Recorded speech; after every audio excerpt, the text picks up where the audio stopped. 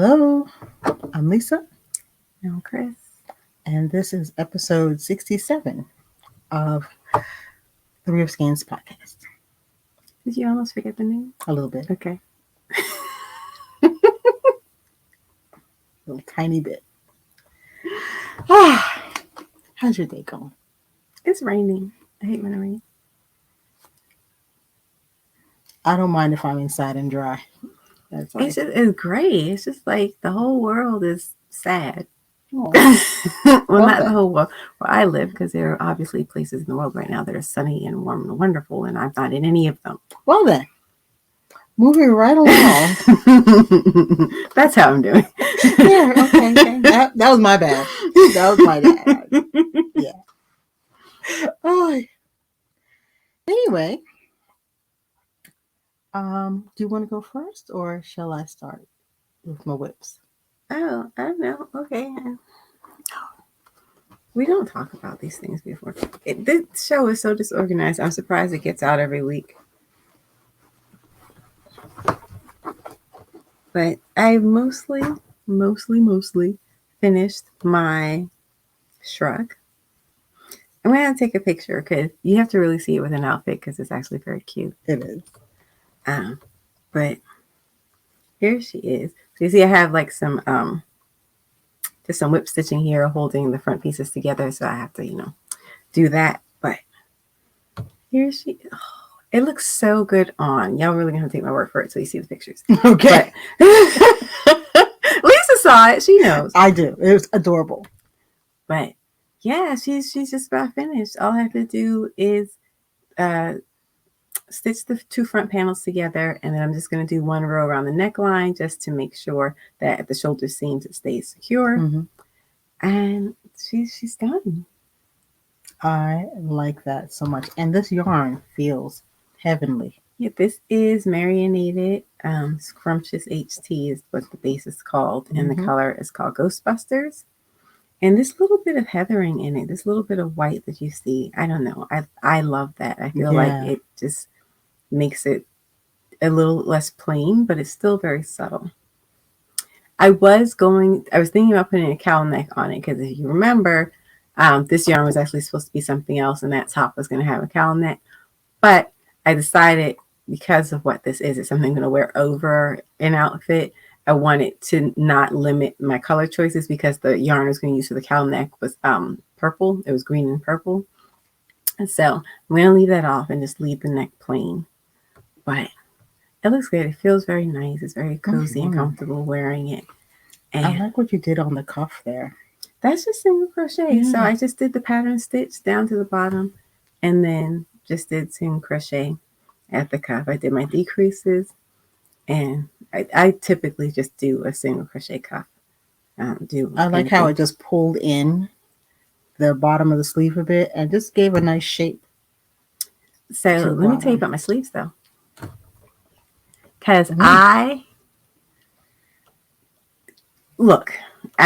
a strong advocate for swatching now that I really understand what swatching does and why you do it and all that good stuff. And, taking all your measurements and stuff. But I decided I'm just going to make a sleeve. And I didn't do any of the math. For some reason, I was just like ready to finish this so I can move on to the next thing. So I measure it against the back of the top, and for, I wanted the sleeve a certain width, measured that width on the back, and then counted the stitches. That's not how you do that. No. So of course my sleeve came out just a tiny little bit too small, and it was going to be tight at the top. Now I personally prefer straight sleeves. I don't like tapered sleeves, but my sleeve was too small, and I had already made both of them. So I was like, well, how do I fix this? So what I did was at the top of the sleeve, I just started stitching on a little bit, and I increased. And so I ended up doing like almost 2.5 inches of additional sleeve at the top, but increasing the whole time. So my sleeve has like a kind of a fluted shape because it's like a trapezoid at the top, but then a rectangle going down. And I think I like that. I feel like it's a great compromise between doing a full-on tapered sleeve and doing a straight sleeve that you would have to make bigger to fit the biggest part of your arm. Because what I did was just I added a couple of inches just at the biggest part of my arm. Yeah. And you don't really see like a weird shape under the arm. So I don't know if you can even tell that. See, right here, I think you can see I a little see bit. what you mean. Yeah. Yeah. It's a little bit though. It's very subtle. It is. And it's under my arm, you know, be about my armpit. So it's just a way to widen just the part of the sleeve that I need wider, but not using as much yarn as it would take to have made the whole sleeve inches bigger. Because this bad boy still ended up taking 4 skeins, and I don't understand why. Yeah. Because the back by itself was a skein and some change. Oh, okay. But yeah, this still, I don't know if it's a treble crochet stitches, but this still ended up being very yarn intensive. So I'm really glad that I didn't make the whole sleeve bigger, because that might have led to a whole other skein. I just made the sleeve bigger just where I needed it. And I think that's what I'm going to do with my sleeves from now on, so that I can make the body of the sleeve more like 12.5 inches, but then make it like 14 up at the top of the arm where I need it. Yeah, that makes sense. That was a happy accident, but now I have a new method for making sleeves. This is also my first boat neck, and I learned that for boat necks, you actually have to make the neck much wider than you think. Don't think you're going to do that same little 8 or 9 inch neck hole you usually do. You basically, that's that bone at the top of the shoulder. You really want to go from one to the other with your boat neck. And because, I'm doing drop shoulders, I didn't have to worry about it not fitting at the shoulder, because, my seam is going to be down here. But yeah, so I learned you have to actually make boat necks wider, because you don't have that shaping in the front and the back. Your head don't want to fit through if you make it the normal width. So measure from shoulder bone to shoulder bone. Yes. So those were some things that I learned making this, because I always learn something when I make something, usually because I screw something up. So and then I just learned how to fix it. But yeah, so I have a couple of lessons that I've taken away from this. And so all in all, it's a very happy make, and it's my first FO of the new year. And she doesn't have a name yet, so I'll keep you posted. Okay. Well, you usually say you don't name it until it's actually done. Yeah. So it's not finished yet. So, but yeah. Wait till y'all see. I'm going to take a picture, because I have a picture. Yeah. Sorry about that. Had a slight technical glitch. But I forgot what I was saying. You're gonna take some pictures. Oh yes, because I put it on with a strapless dress, and so these are my sleeves when I'm wearing the dress, and they complement each other so well. And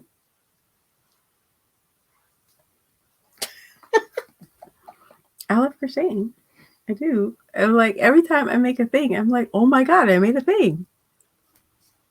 Oh, you know what? I wish. When we have a picture, we can do a side-by-side of the inspiration and the finished piece. Yeah. It looks very similar. Very similar. And that is also very exciting for me, because I've mentioned before that my goal with crochet is to be able to make anything that I want to wear. So I saw a picture of a thing, and I was like, that is so cute. But first, it was on a website where things would ship from South Korea. Lord knows how long that would take and how much shipping would cost. And the sizes are probably going to be quite small. If you don't stop bumping the camera. Oh, I'm so sorry. I feel like every time I move, I bump it a little bit. Okay, I'm back. So I was just able to make my own version. And now I have this thing that I wanted to wear that I thought was really cute. And I'm a happy girl. So that's me. That's my little shrug.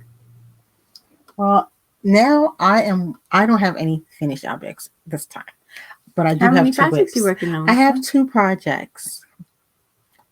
I do. It's the truth, but I like it. I'm happy. So, as you guys know, I am still working on my Aurora Cabin Shawl. I have moved into the second slip stitch section. And now I'm back. I was working on with 5 colors in the section prior, in the cable section, and now I am back to working with just 2 colors. And it's deeply relaxing. It is. It's deeply relaxing. So my plan is to finish this section by next week. I didn't work on it much last week because I was getting ready for Vogue Knitting, and I just didn't have the brain space for it. I mean, you were preparing to teach 3 classes. So. Yeah.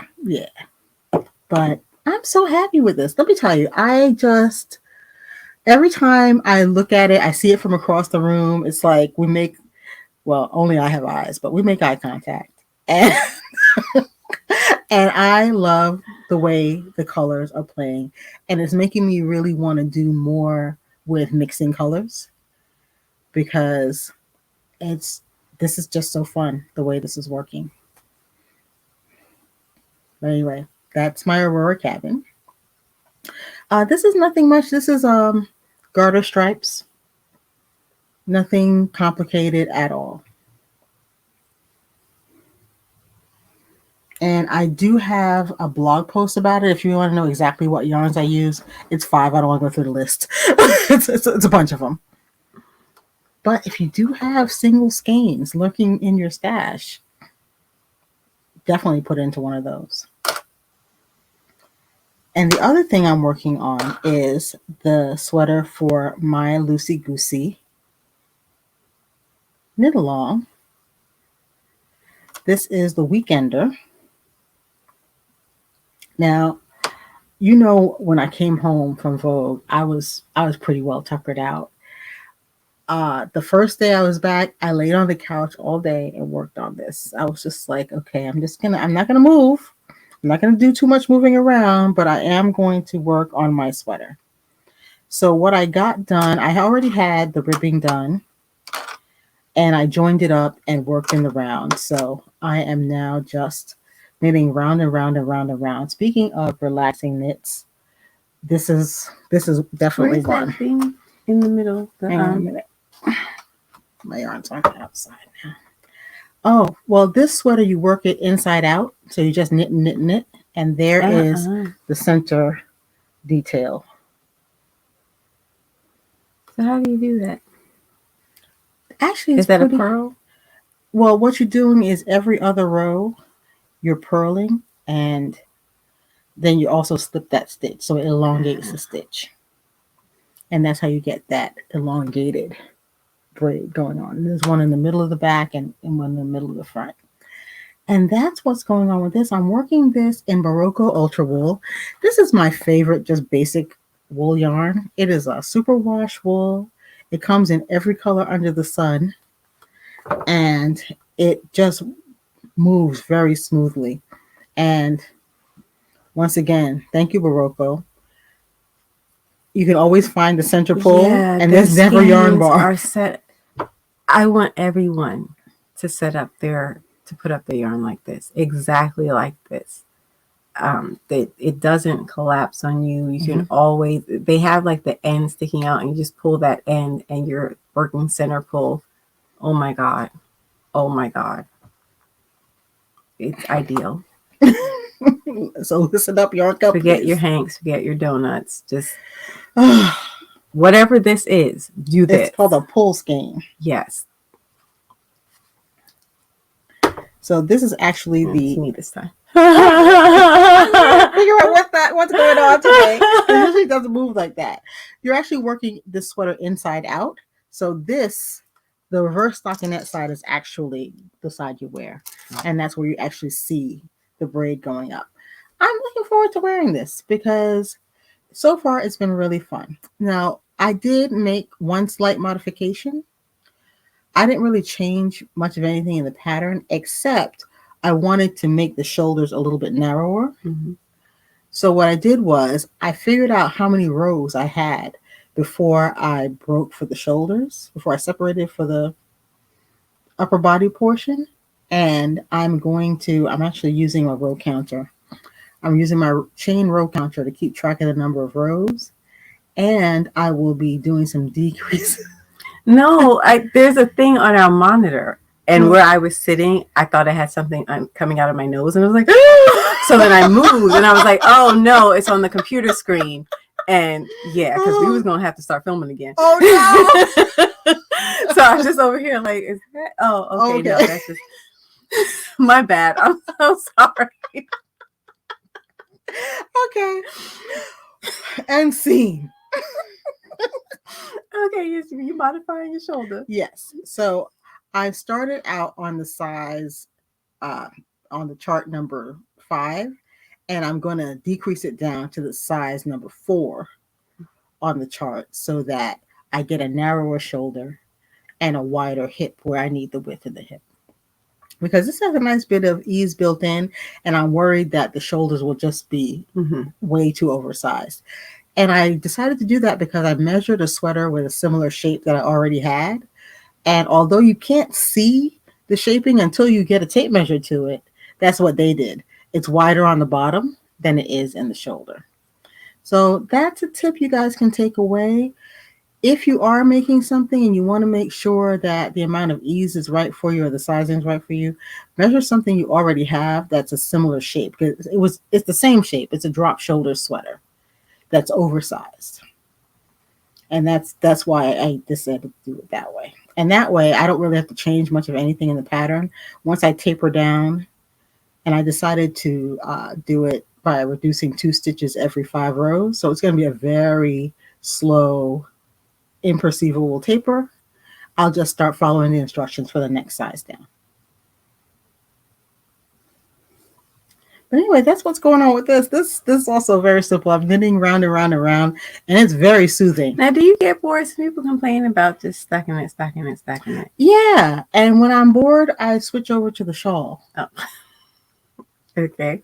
This is dull stuff, but if you're just like, if you were like me and tired and didn't want to move and think too hard, but you just wanted your hands to be busy with something, I don't even have to look at this because it's just the next step. I'm a little jealous that knitters don't have to like look when they're knitting. Only on stuff like this. Because let me tell you, try to not look like while you're crocheting. Go ahead. Yeah, no. That's not going to work out. That's not going to work out at all. Because if you're putting the yarn like around the needle, but with crochet, you have to put the hook in a specific place. I only have one hole. That's it. It's got to go into that stitch or I'm not knitting. Yeah, I feel like I'd make a mess. No. Once you know about my issues with knitting. Oh. I personally think that, you had a bad experience. Yes, it was called purling. You had a bad experience. That was the bad experience. Is that a swatch I see? It is a swatch because I have decided that I'm not going to work on the sweater, the weekender knockoff that I was doing, because I had like a list of things that I wanted to do this year, and I feel like if I let myself get sidetracked by something that wasn't on the list, I might not get everything done that I would like to. So I'm going to just go ahead and work on the thing that I want to work on, which is an A-line skirt. Oh, so I got a skirt out of my closet and took some measurements from it. I'm doing something I'm going to widen it at the bottom at the hem compared to the one in my closet, just because that was like a stiff fabric. So you can see a real difference. Even though it's a few inches, you can see the difference between the hip and the hem. You can see the width and get that nice A-line shape. But I was concerned that using wool, it would just kind of hang and not give me a triangle. I want it to look like a triangle. So I am widening it at the hem just a little bit. I'm just doing all half double crochet. I was going back and forth as to what stitch I wanted to use, because I want something that is, largely, opaque. It's not going to have holes in it where you can see through. But I didn't want to do all single crochet because I have tried increasing in all single crochet to make a skirt. It doesn't work very well. The length of the skirt increases so slowly. I just wanted to use a slightly taller stitch, but I don't do all double crochet most of the time, just because that's very gappy stitch, and it wouldn't give me the opacity that I wanted. So the other skirt that I did, I ended up doing like a few rows of single, and then I would increase on double crochet rows and then go back to single. But this I'm going to do all half double crochet because it also gives you some nice density, and because of that third loop, you're also getting a little bit of texture. So I did my schematic. I have my gauge. I have all my numbers. Sometimes things are a little off in terms of size. And I think my problem is coming in when I measure my swatch. And I was only measuring to 1/4 inch. And I think I need to go to 1/8 of an inch. So that's what I did this time. And we're going to see how that works out. But I have all my numbers in place. So what I'm doing now is, this yarn, by the way, is called Aurora, and it is from Kelborn Woolens, and it is merino, Highland wool, and mohair, and it is a sport weight. So right now I'm just making the waistband. So what I'm doing is working the length of the waistband, and I made it double width, and I'm actually going to just fold it in half so I get a nice thick waistband. So this is about halfway done, and so far I think my math is mathing. But what I don't know is how I'm going to attach it to the body of the skirt, because I want to make sure where it's attached to the skirt, I don't limit the amount of stretch. I turned it this way, working it sideways, because I'm going to get the most stretch in this direction. So I just have to figure out a way to stitch this up and, start working off the bottom edge without losing the stretch so that it gets over my hips. I'll let you know what I come up with, because this is my first time doing this. I've made a couple of skirts, and what I usually do is work bottom up and then just start decreasing at the waist until it's not too big at the waist. But that's me just making it up as I go along. I'd really like to have more of a system in place. Yeah. So that I know what I'm doing. So we'll see how this goes. Because you're folding it over, you could even put a little bit of elastic in there. The thing is, ideally, I would do this without sewing, without putting elastic in the waistband or doing any kind of buttons or zippers. I would like it to just be the yarn that forms my waistband, because I thought about elastic, and then that's another thing I have to buy. And I have put in elastic waistbands a couple of times now, and I hate it. I'm like, I know I don't like that. It is like just the worst. Oh my gosh. People who sew, y'all, I respect y'all, because the things y'all have to do. I'm going to try to get back to sewing. I have some fabric that I bought. Well, technically it's like curtains and tablecloths that I bought at a thrift store. But I need to wash it, and right now our dryer is busted. So I'm going to wait till we get a new dryer. It's on the way. Yes. And so I can wash all of that stuff and then work with it. So I will be getting back to sewing. I do plan to sew some this year, but I don't want to sew in my crochet projects, like as little as humanly possible.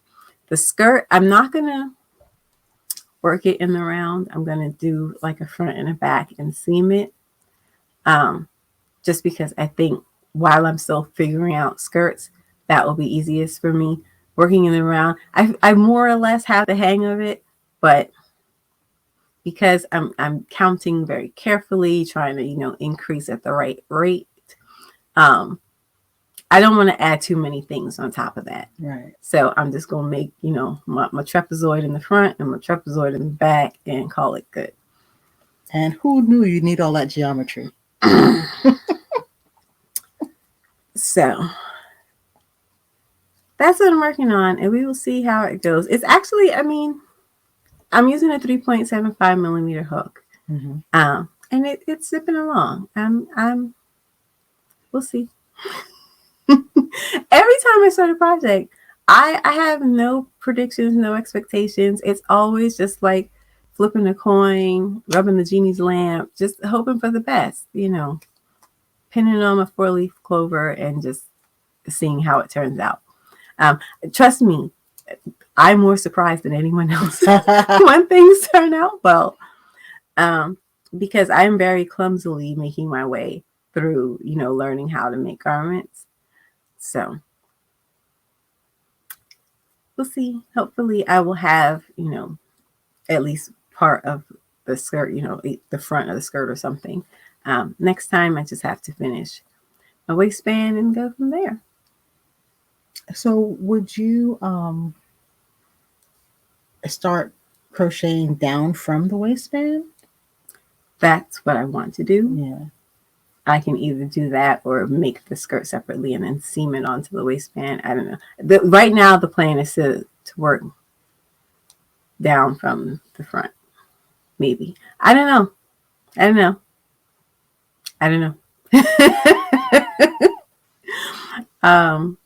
TBD. Yeah.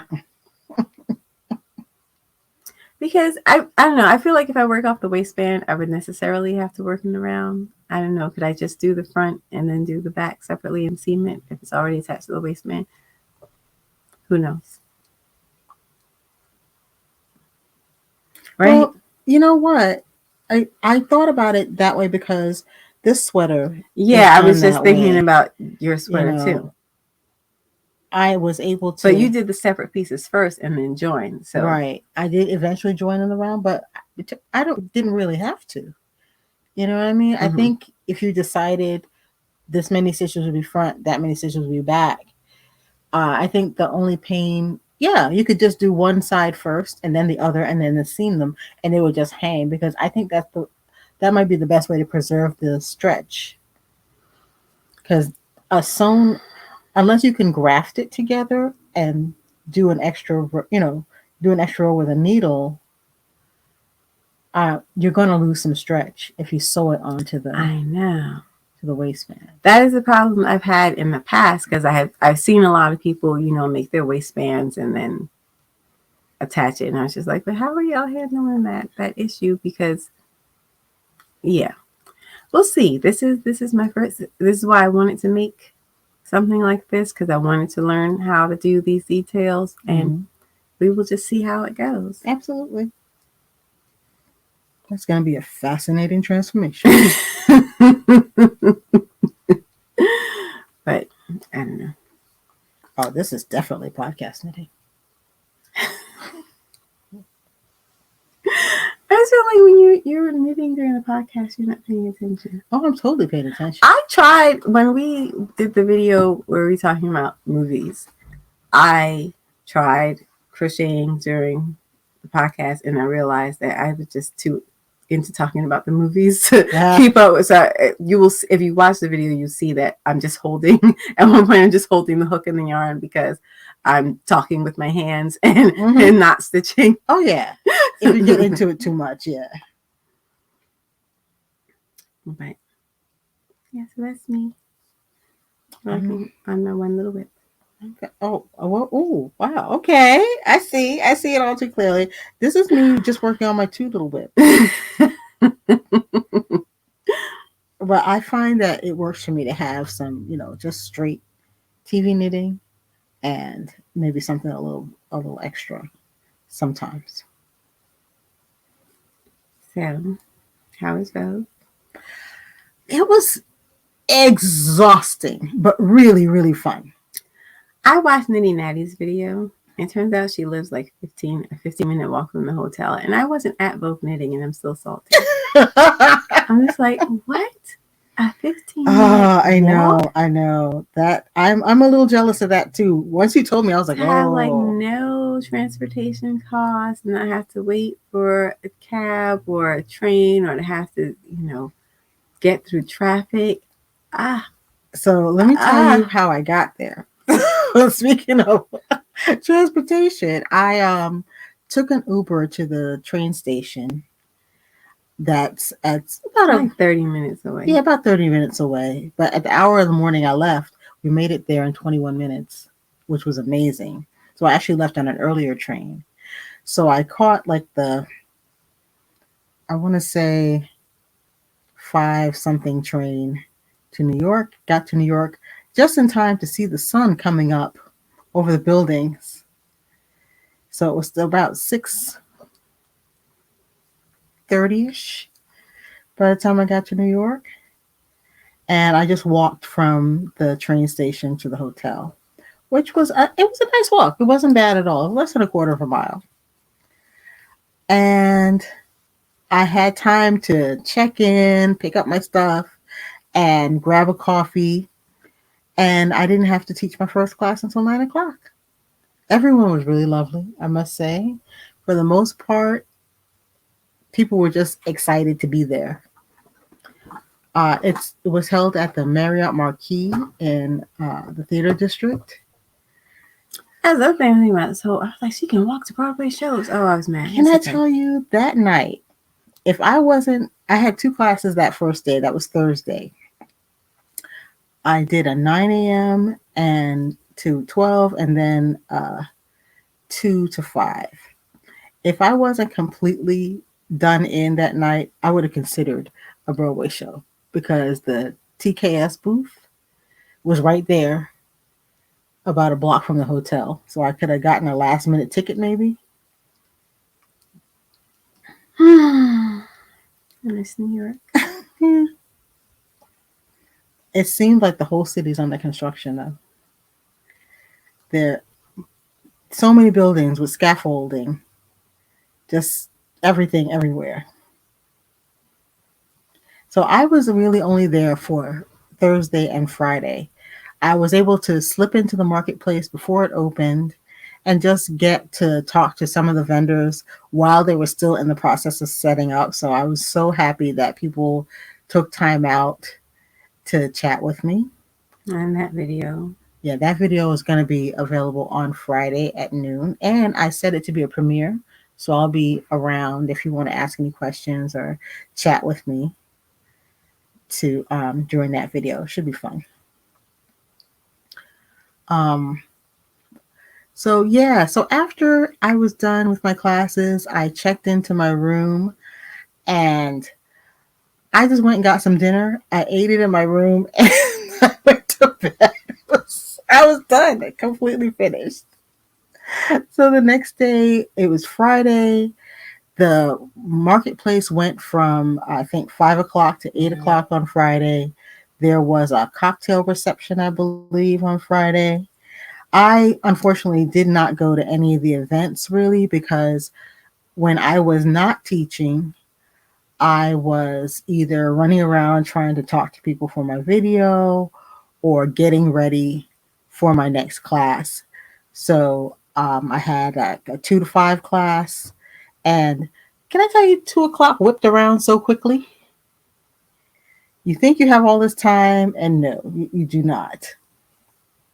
We tried to like film, like me here and Lisa there talking to people, but the Marriott's Wi-Fi did not allow for that. No.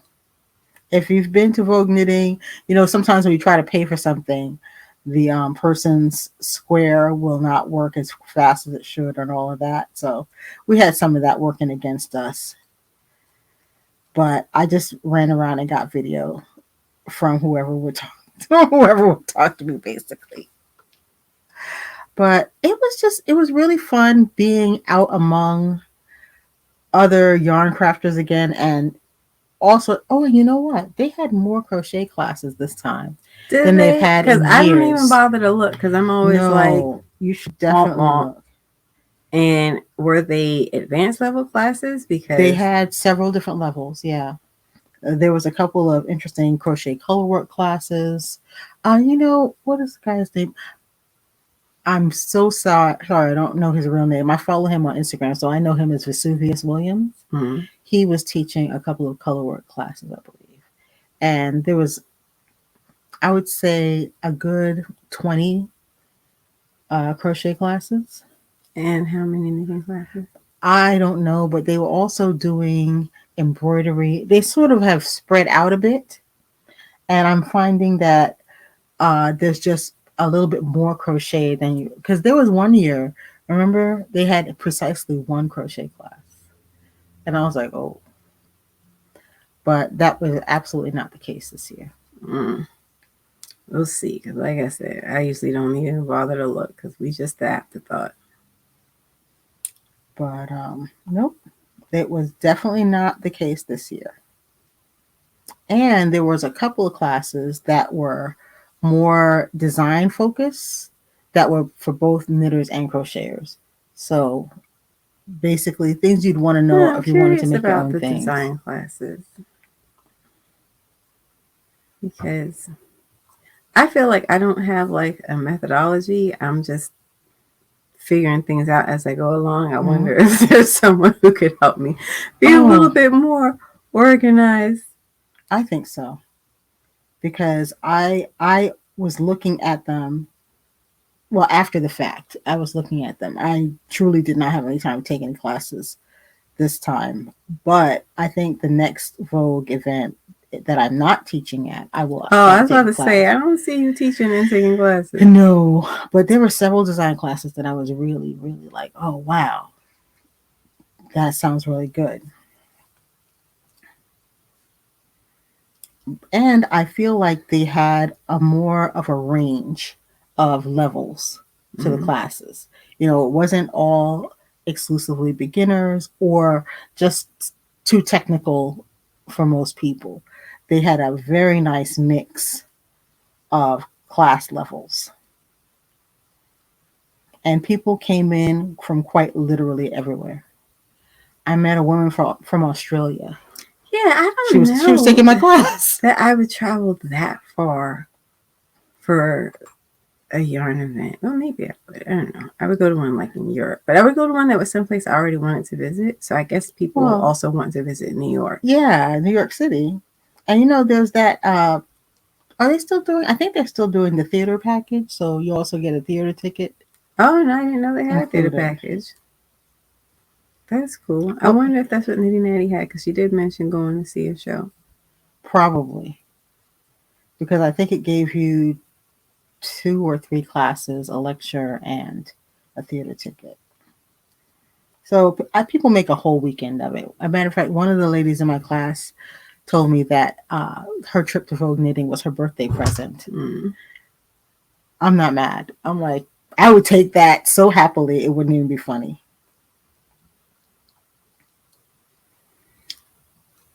Yeah, we had an uneventful weekend while you were away. I need to stay off of Reddit, though. It just keeps kind of... So first let me say that the main forum that I read on Reddit is this one where people just complain about things in crafting communities. And so, okay, you know, it's people venting their spleens. That's fine. But again, it just keeps coming up. Oh, I crochet all the time. I love to crochet, but, you know, I don't really make anything useful because all crochet is ugly. And I'm like, it's just really frustrating that, like, not just one person saying it, but then everyone like co-signing it and saying that, oh yeah, crochet just isn't for making clothes. And I'm like, what are you talking about? And so this particular set of numpties was talking about the vintage patterns that they have and how all the clothes are knitted and the housewares and doilies and things are crocheted. And I'm just like, I have a number of vintage patterns as well, and there is plenty of crochet clothing. In fact, I'm always looking at the crochet suits so people make skirts and matching jackets, because I'm like, one day I'm gonna make me one of those. Yeah. And I'm just like, they seem to not be particularly knowledgeable, but they loud. And I'm just like, I'm really tired of hearing it. Like, let me tell you something. If every single thing you've ever crocheted is quote unquote ugly by your reckoning, it's not crochet. That's not the problem. Nope. And one person said, well, I don't want to learn any of the advanced crochet techniques. I'm not even sure what we're calling advanced techniques in crochet. Yeah. But that's why she doesn't try to make garments. And I'm just like, you can make a cute thing that's all single crochet. I have seen it. I have done it. But to make the statement, well, I don't want to learn. so I'm just going to keep making ugly stuff, I'm at a loss. I don't get that one at all. No, I don't. I can't really take those kinds of people seriously because it says to me that they don't know very much about crochet. They're not really in a position But my question is, to hold that opinion from a knowledgeable place. where are people looking for patterns? I mean, obviously Ravelry is one place, but I feel like I see a lot of attractive crochet out there, especially in books. I mean, I tend to prefer my books to buying online patterns. And if you peruse some of these books by Shannon Mullet Bowlesby and Dora Orenstein and Lily Chin, you're going to see some gorgeous crochet garments. It's one of the reasons that I'm really still bummed that Interweave Crochet closed, because they had some of the nicest garments. And when I look back at like their old issues that I have, I'm like, but they really had nice stuff. And I feel like they put forward a much better view of crochet than, most people would imagine. And I wish there was more of that out there. Because, I mean, like, what rock do you live under that you can't ever find attractive crochet garments? But you know what? Unless you do it by accident, you tend to find what you look for. So, when we were doing the shop, you saw crocheters come in and they will be the first to tell you, oh, all I make is blankets. Oh, blankets. So if all you ever make is blankets, and when you think, oh, I want to crochet something, you only look for blankets, that's all you're going to find, particularly if you're searching a database like Ravelry. It only shows you what you're specifically looking for. So it's hard to even come across something, through serendipity, because it's a database and how you have to be very specific when you're searching for whatever databases. Reason, like at the, in Ravelry, they have the patterns that are most popular at the moment. Like they have the little fire emoji. Right. And for the knitting patterns, you'll see it's almost entirely garments. But for the crochet patterns, a lot of other stuff creeps in there. And I'm like, I don't know. I just wish they had a list of just popular garments and separated out all the other stuff, because it just continues to like perpetuate this idea that crochet is meant for just housewares and toys and amigurumi and what have you, as opposed to making clothing. Because I feel like, education is part of the issue, that people need to learn what you can do with crochet to make garments, because my stuff's cute.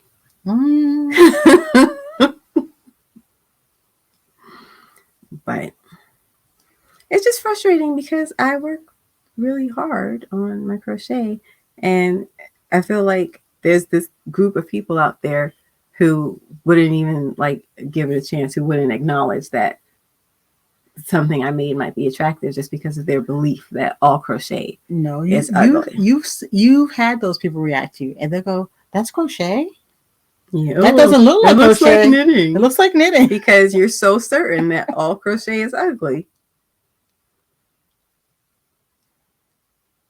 I don't know. I can't mess with online communities like that. So I just lurk on Reddit. I don't engage with people. Maybe you should engage. Just drop a picture. Like, here's something.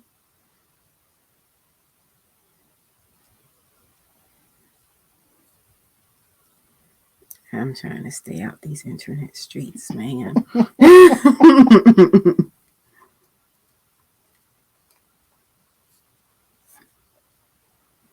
I don't even know. Like, I feel like there's a whole new crop of designers publishing crochet books now. And on the one hand, that's great. But on the other hand, I don't know who any of them are. I don't know, like, who's current, because a lot of my books are really old. Yeah. Well, maybe you want to do a little survey. I know on Amazon you can actually tell it how, what the publish range is. So you can just look to see what's new in crochet.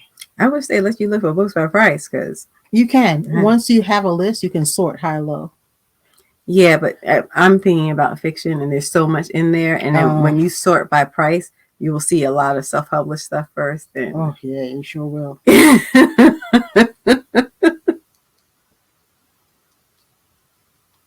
You absolutely will see that. So I don't know. Do you all feel like you have trouble finding crochet patterns and finding things that you might actually be interested in making? Because I don't feel like I have any issue in that area at all. Even if I was just using patterns between the books and the magazines that I have, I'd have enough to keep me busy for years. Yeah. But do you feel like it's hard to find, nice crochet garments? And, realize that if you find something that you like, but, you think it was made in the wrong yarn, you can always just switch up the yarn. Yeah, change that yarn. It was a while before I, stopped being so very literal and faithful to my patterns, just because I didn't have the confidence. I didn't think I knew what I was doing without, following the pattern exactly. But it's not that difficult, especially if you know how to work your gauge swatch. It's not that difficult to just change the yarn weight. Mm-hmm. So yeah, where are you finding your crochet patterns, or are there any specific designers that you all are interested in that you feel like people should know about? I am very curious, because these Reddit people getting on my damn nerves. You know what, though? I am also thinking about, I have lots of pattern books, and I'm also thinking about trying to look first at what I have already rather than just, Ravelry does kind of make it easy to go, okay, I want to look for a sweater that's like this, and that, and just see an array. But I do have, like you said, a number of books on the shelf that have beautiful patterns in them. Matter of fact, I have 2 things that I want to make specifically out of my books at some point this year.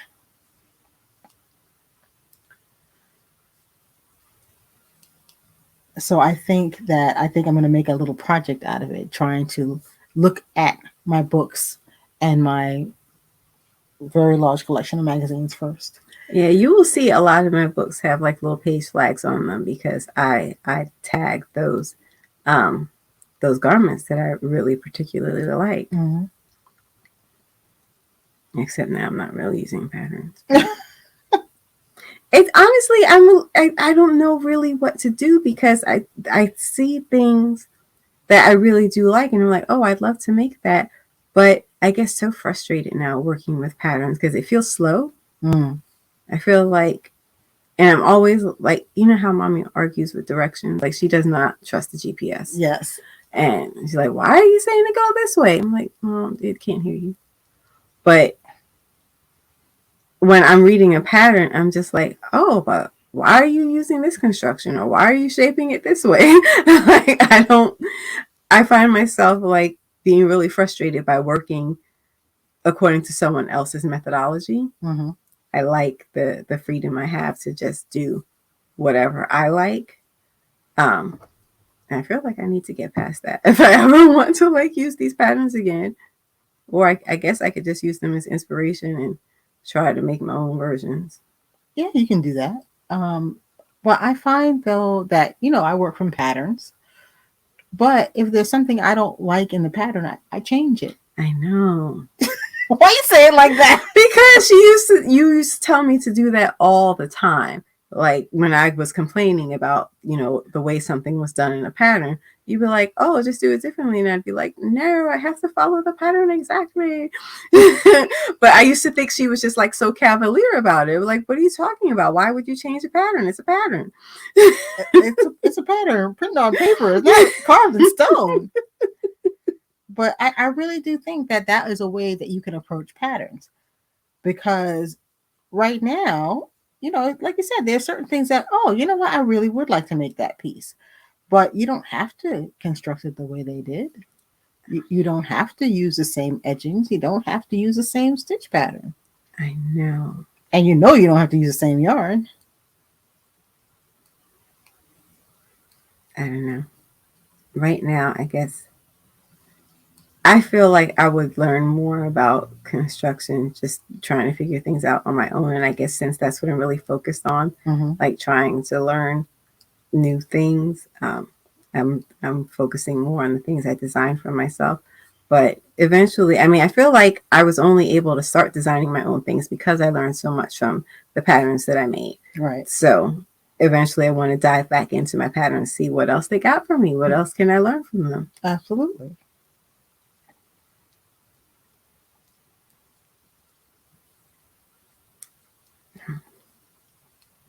But yeah, I think that that's a great place for you to go. And I know I'm going back to my books because I already bought those patterns. I should use them. And I will not rest until I crochet a pair of pants. Oh no.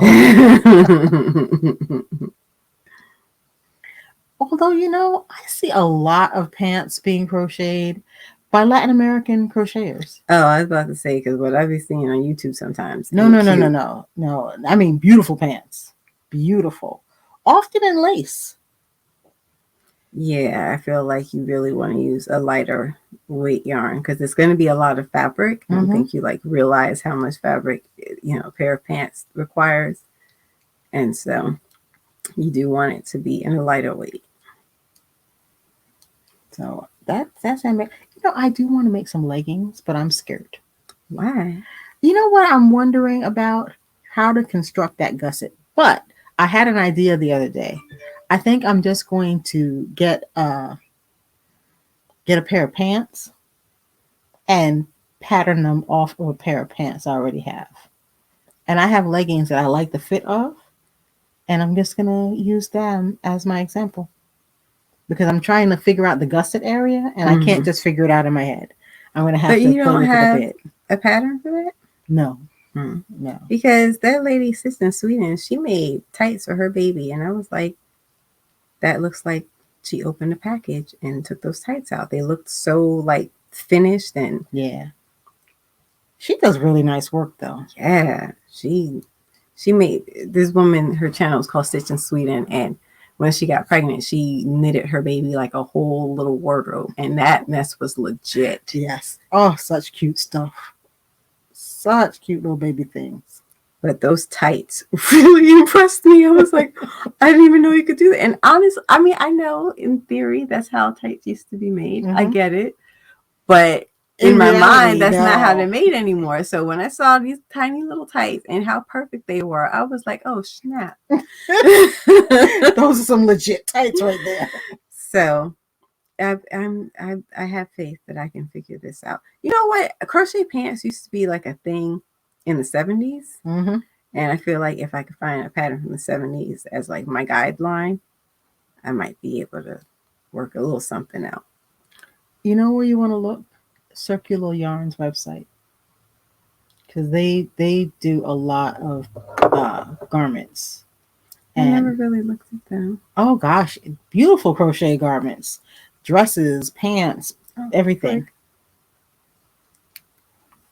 I guess I have to wind a new skein. Oh, you're out of yarn? Yep.